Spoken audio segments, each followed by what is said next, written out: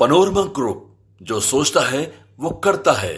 लेकिन आपको बता दें, वहां पे जनता ने कांग्रेस को नकारा नहीं है, सीट नहीं जीत पाए हैं। अब भारतीय जनता पार्टी चूंकि केंद्र में सरकार है, वो बहुत तरह का बातें करने लगा।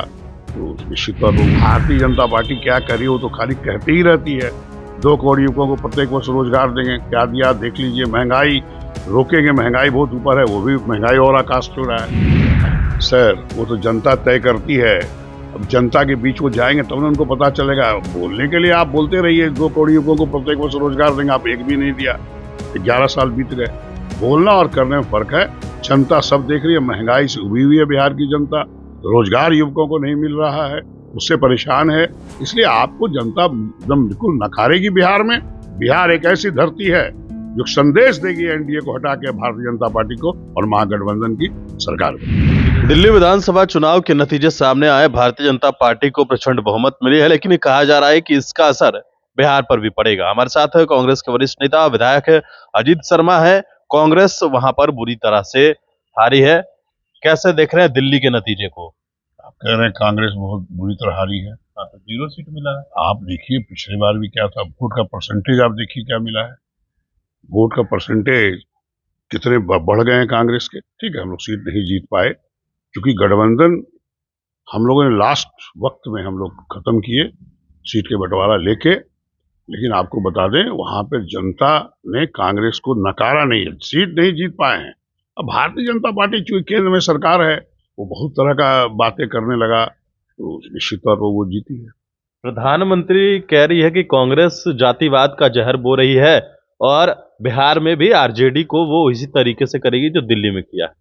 भाई देखिए, कोई जाति का हम लोग, कांग्रेस पार्टी सभी जातियों को लेकर चलती है और आज से नहीं, भारतवर्ष आजाद कराने से लेकर आज तक सभी को लेकर चले हैं। सभी को समान सम्मान कांग्रेस पार्टी देती है। किसी एक कहने से भारतीय जनता पार्टी क्या करी, वो तो खाली कहती ही रहती है। 2 करोड़ युवकों को प्रत्येक वर्ष रोजगार देंगे, क्या दिया देख लीजिए। महंगाई रोकेंगे, महंगाई बहुत ऊपर है, वो भी महंगाई और आकाश छू रहा है। खाली बोलते हैं, करते कुछ नहीं है।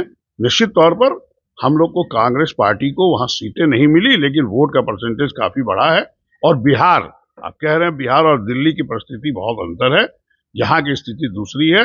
यहाँ पर बिहार की जनता हम लोग गठबंधन की सरकार बनाएगी और एनडीए को उखाड़ फेंकेगी। क्या यहाँ आप लोग साथ रहिएगा? क्योंकि जिस तरीके से दिल्ली में हुआ, कांग्रेस अलग आप अलग, और उसी का नतीजा है कि आप भी आई नहीं सत्ता में।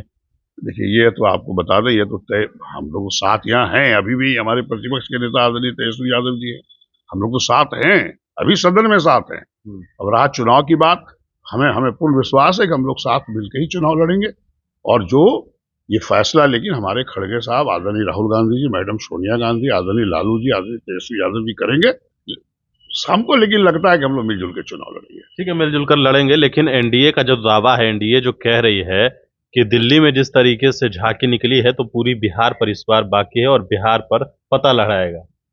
उनको भारतीय जनता पार्टी को बिहार की स्थिति का पता नहीं है। बिहार से ही हमेशा आंदोलन शुरू होता है, यहीं से संदेश जाता है। आप यह देखिए, भारतीय जनता पार्टी भागलपुर में जिन लोगों ने भी कराया दंगा हिंदू मुसलमान का, उसके पहले 89 के अक्टूबर में हुआ, और 19 उसके पहले 2 ही सीट पूरे देश में उनको था लोकसभा में। और 1989 के नवंबर में 1 महीने बाद चुनाव होता है, भारतीय जनता पार्टी 80 सीट से ऊपर चली जाती है पूरे देश में। और इस बार भी आदरणीय नरेंद्र मोदी जी, हमारे प्रधानमंत्री, बिहार में चुनाव का बिगुल भागलपुर से ही 24 फरवरी को शुरू करने जा रहे हैं, जो खबर है। आखिर क्यों डरे हुए हैं, क्यों भागलपुर ही? क्योंकि मैं 3 बार से वहां विधायक जीतता रहा हूं। इसलिए आपको बता दें, भागलपुर एक ऐसा जगह, अंग प्रदेश है, जहां से मैसेज पूरे बिहार में जाता है।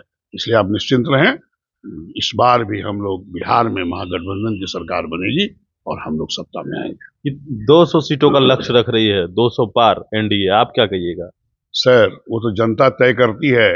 अब जनता के बीच वो जाएंगे तब ना उनको पता चलेगा। बोलने के लिए आप बोलते रहिए 2 करोड़ युवकों को प्रत्येक वर्ष रोजगार देंगे, आप एक भी नहीं दिया। 11 साल बीत गए। बोलना और करने में फर्क है।